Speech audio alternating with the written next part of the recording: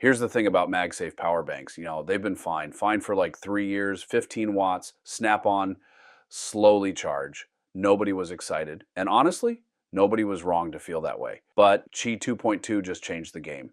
This is the Ugreen MagFlow PB773, one of the very first batteries on the market with Qi 2.2 certification, and it's claiming 25 watts wireless. That's not a typo. Throw in a built-in USB-C cable, 30-watt wired charging, and a design that's actually worth carrying every day, and we might finally have the MagSafe battery worth upgrading to, right out of the box. It just feels right. That light blue matte finish doesn't pick up fingerprints. The frame has this brushed metal look, and it's actually high-quality plastic, but honestly, you'd never guess. No flex, no creaks, dense in a good way. Now, this is why I got interested in the first place. See this nylon strap? It's not just a handle. There's a braided USB-C cable tucked right into it, a dedicated little slot. You pull it out, use it, tuck it back in. No more digging through your bag. No more I left my cable in the car. It's on the battery. Simple idea, massively underrated. And they gave it a proper digital percentage display. I know that sounds minor. But after years of squinting at 4 LED dots, trying to figure out if you've got 60% or 80% left, this is a genuine quality of life upgrade. Okay, the number everyone wants to know, does it actually hit 25 watts wireless? Yes, 25 watts at around 18 volts. That's not a burst. That's not a peak it hits for 10 seconds before throttling back. That's a sustained 25 watt charge, which puts it in a completely different league from every 15-watt MagSafe bank you've probably ever used.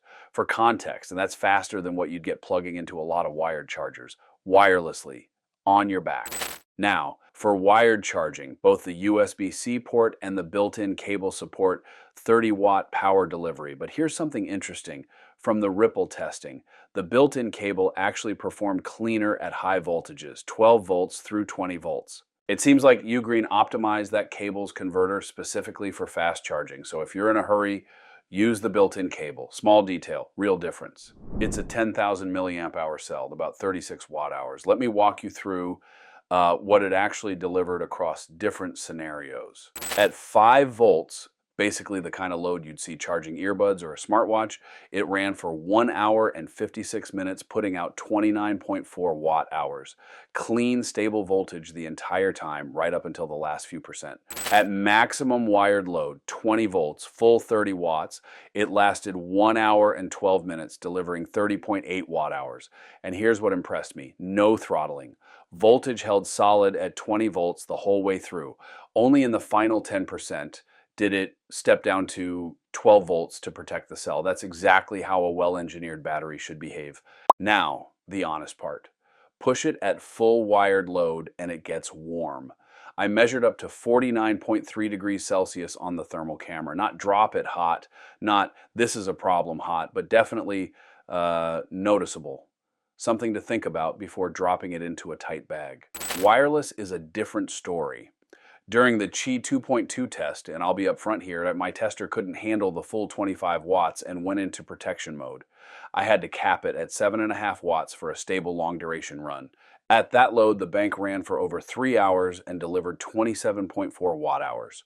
The body of the bank stayed noticeably cooler than during wired discharge. The heat stays localized right at the transmitter coil, which is actually a good sign for efficiency. Charging the bank itself takes 1 hour and 51 minutes from flat to full, pulling in 39 watt hours at around 15 volts and 2 amps.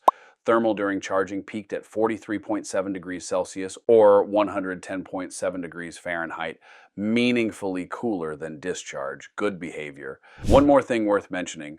Press and hold the power button and you get Trickle Charge mode. Keeps the output stable for low draw devices, AirPods, smartwatches, anything that usually confuses a power bank into thinking it's done. Useful feature, buried in the manual, glad I found it. And here's something genuinely useful for travel. This bank supports pass-through charging. You can charge your phone wirelessly, capped at 5 volts to protect the device, while the bank itself pulls up to 25 watts from the wall to top itself up simultaneously. One cable into the bank, phone on top, everything charges at once. Underrated feature for airport situations. Across every test, 5-volt trickle, full 30-watt wired blast, wireless discharge, and full charge cycle, this bank performed outstandingly. No throttling under load, predictable thermal behavior, and efficiency numbers that put it at the top of its class. So, who's this actually for? If you want the fastest wireless charging in a 10,000 milliamp hour form factor right now, this is it. The 25-watt Qi 2.2 claim is real. We proved it on the testers. 30-watt wired output with zero throttling under sustained load. 85.7% efficiency at max discharge. That's genuinely above average for this class. Charges itself from flat in under 2 hours. And does all of this while staying within reasonable thermal limits. The built-in cable is the kind of thing you don't appreciate until you've owned it for a week. Then you can't go back. Pass-through charging works, trickle mode works. The percentage display is there when you need it. Is it cheap? No, but you're not paying for a logo. You're paying for a bank that actually delivers on its spec sheet, which honestly is rarer than it should be. For a lean EDC setup where you want one less thing to worry about, this earns its spot. If you found this useful, the like button is right there, and it genuinely helps the channel more than you'd think. Subscribe if you want more reviews where specs actually get tested instead of just repeated from the box. See you in the next one.